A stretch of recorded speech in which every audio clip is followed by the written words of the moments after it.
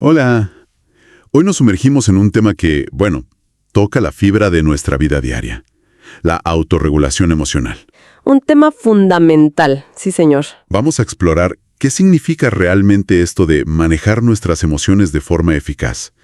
Y para eso, nos vamos a apoyar en ideas de un documento formativo, uno de la Orden Franciscana Seglar y la Juventud Franciscana.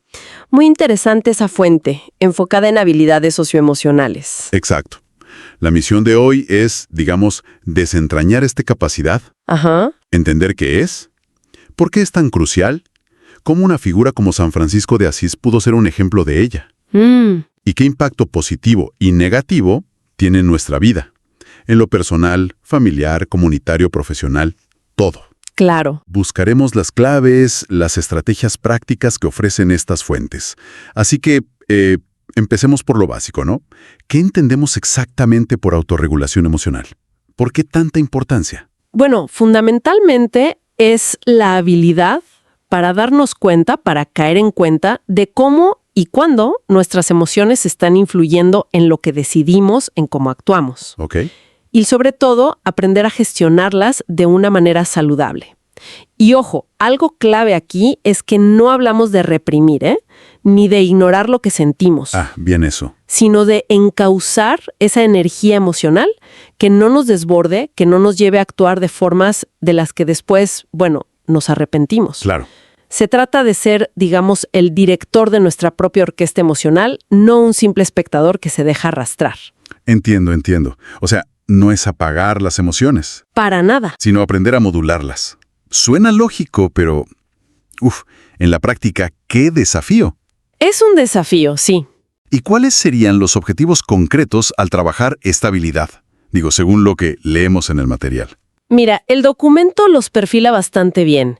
Primero, desarrollar lo que llaman la conciencia emocional. Conciencia emocional. Sí, ser capaces de identificar, de ponerle nombre a lo que sentimos, en el momento en que aparece.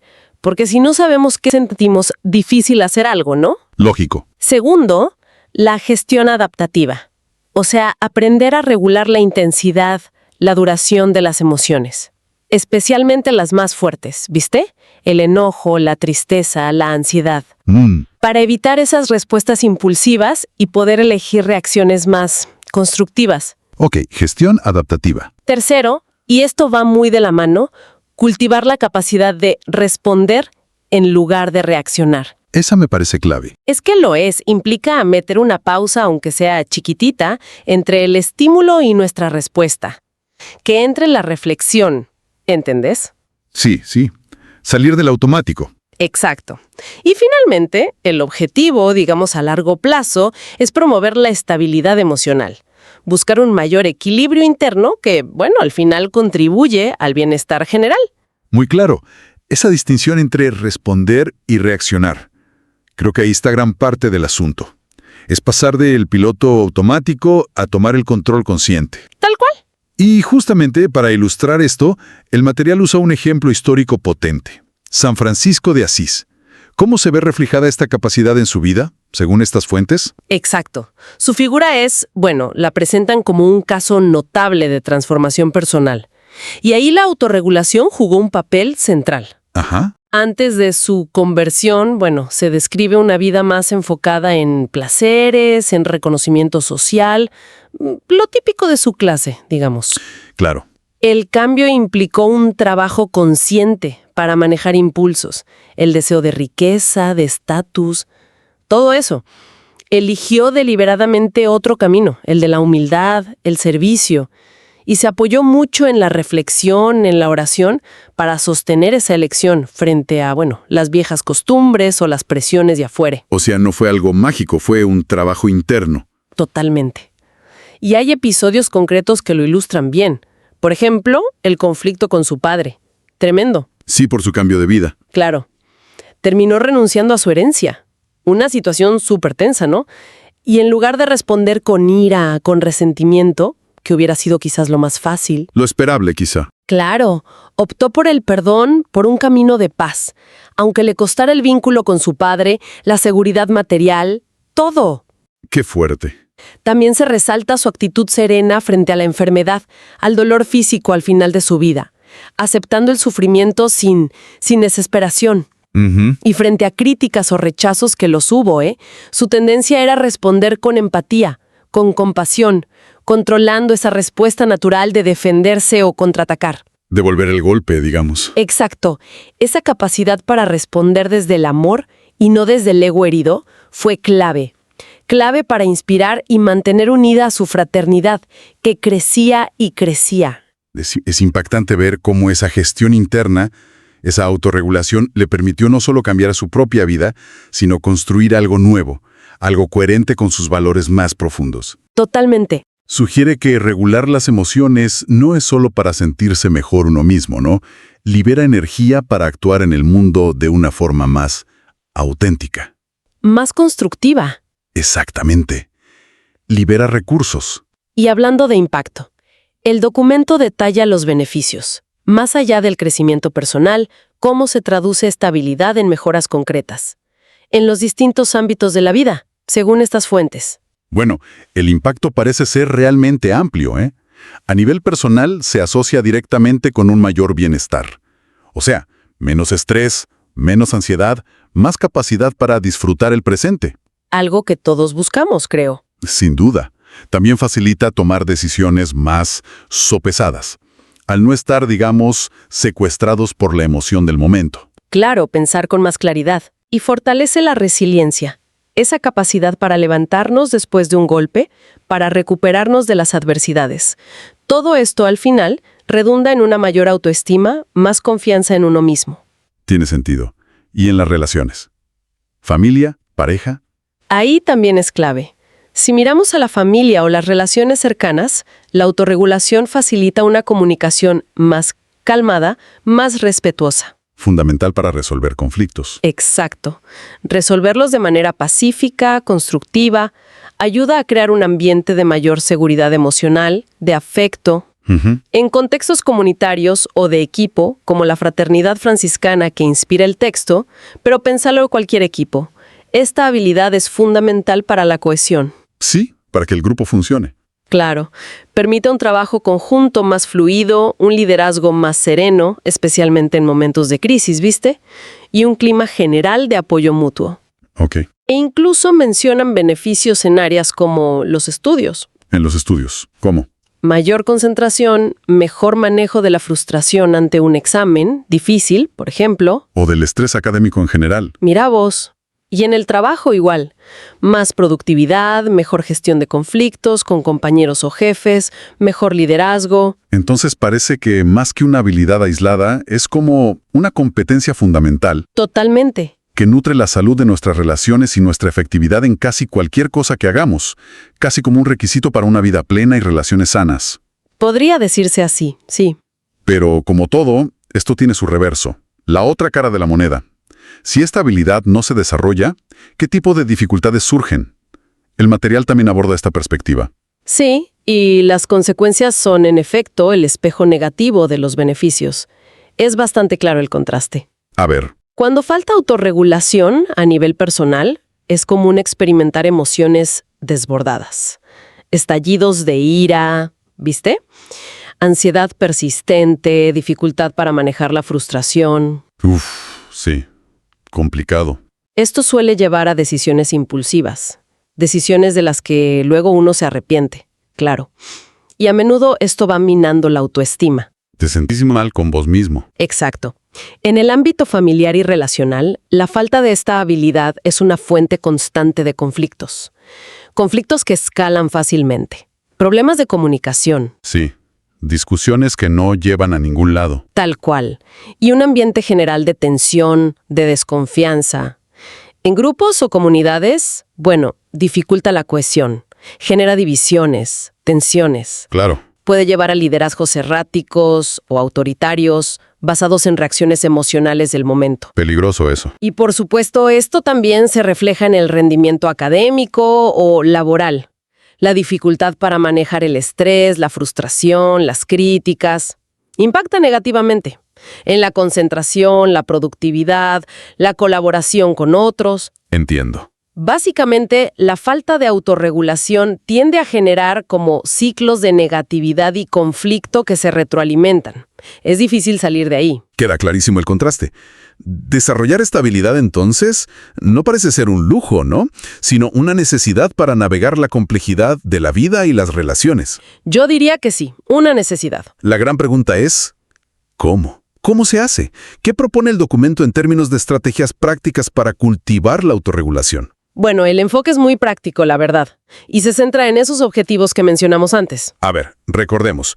Conciencia, gestión, responder versus reaccionar y estabilidad. Exacto. Para mejorar la conciencia emocional, sugieren prácticas como, bueno, tomarse momentos para preguntarse, ¿qué estoy sintiendo ahora mismo? ¿Y por qué? Parar la pelota un segundo. Eso mismo. También ayuda a aprender a distinguir entre la emoción en sí, la sensación física, la energía y los pensamientos que la acompañan. Ah, interesante esa distinción. Y el mindfulness o atención plena es una herramienta clave acá. Observar las emociones que surgen con curiosidad, ¿viste? Sin juzgarlas, sin dejarse arrastrar por ellas. Simplemente notar, estoy sintiendo enojo. O aquí hay tristeza. Registrarlo, sin más. Eso. Para la gestión adaptativa, proponen cosas como la pausa consciente. Lo que decíamos antes de reaccionar, respirar hondo 1 o 2 veces. Crear ese espacio. Exacto. Eso crea un espacio para elegir la respuesta. También técnicas de regulación fisiológica, la respiración diafragmática profunda, esa de inhalar lento por la nariz, exhalar lento por la boca. Sí, la conozco. O incluso el ejercicio físico, para liberar tensión acumulada. Mover el cuerpo ayuda. Muchísimo. Y mencionan el reencuadre cognitivo. ¿Reencuadre?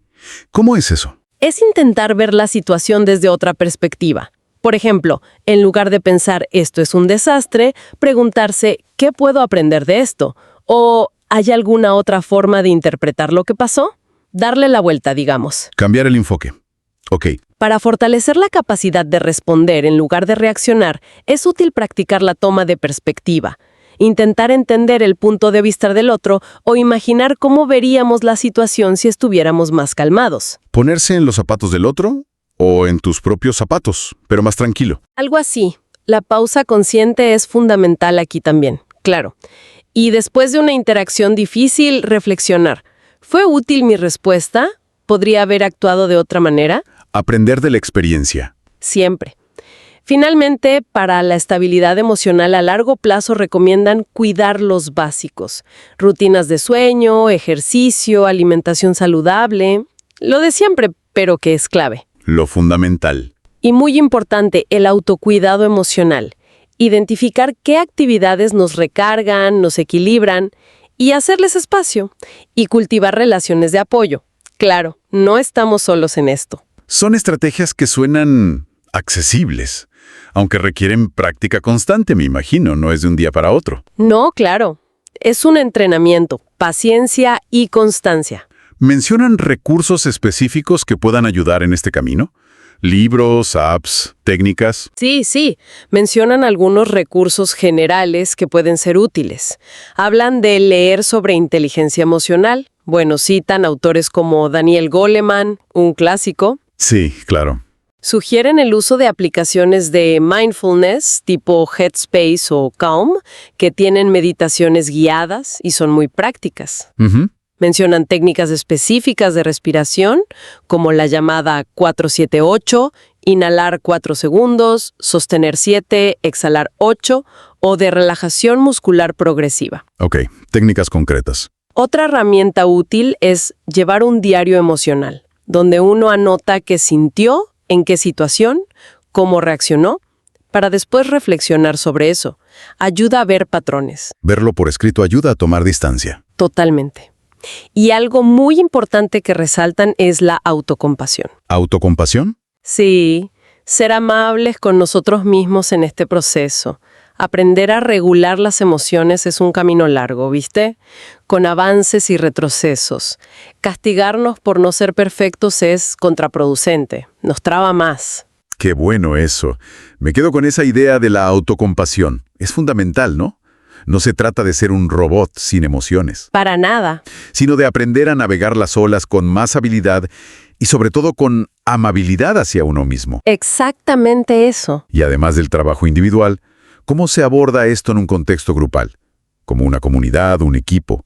Según la perspectiva franciscana del documento, que le dé importancia a eso. Ese es un punto súper interesante del material, sí. El énfasis en la dimensión comunitaria. Ajá. Sugieren que el grupo puede ser un espacio privilegiado para aprender y practicar la autorregulación, no solo un desafío, sino también un apoyo. Proponen, por ejemplo, tener encuentros de reflexión específicos sobre cómo se viven y manejan las emociones en el grupo, fomentar la mentoría o el acompañamiento mutuo, que miembros con más experiencia puedan guiar a otros. Apoyo entre pares. Exacto. En el contexto franciscano esto incluye la figura del guía espiritual, obvio, pero la idea de acompañamiento es transferible a cualquier grupo. Claro. Como estrategias grupales concretas, hablan de crear espacios de escucha activa, donde cada persona puede expresarse sintiéndose segura, comprendida, sin interrupciones, sin juicios rápidos. Qué importante eso. Utilizar dinámicas como los círculos de diálogo para compartir experiencias emocionales y reflexionar juntos. Incluso incorporar prácticas de relajación o mindfulness grupales al inicio o final de las reuniones. Bajar un cambio juntos. Cultura donde hablar de emociones sea normal, donde no sea un tabú y donde exista un apoyo mutuo explícito para desarrollar estas habilidades basándose en los valores compartidos del grupo. O sea, no es solo un viaje personal, sino algo que se puede y se debe cultivar colectivamente. El grupo como soporte y como campo de práctica. Tal cual. El documento lo aterriza esto en la formación específica de la juventud franciscana y la orden franciscana seglar, pero las ideas son totalmente aplicables a cualquier grupo que quiera mejorar su convivencia y su efectividad.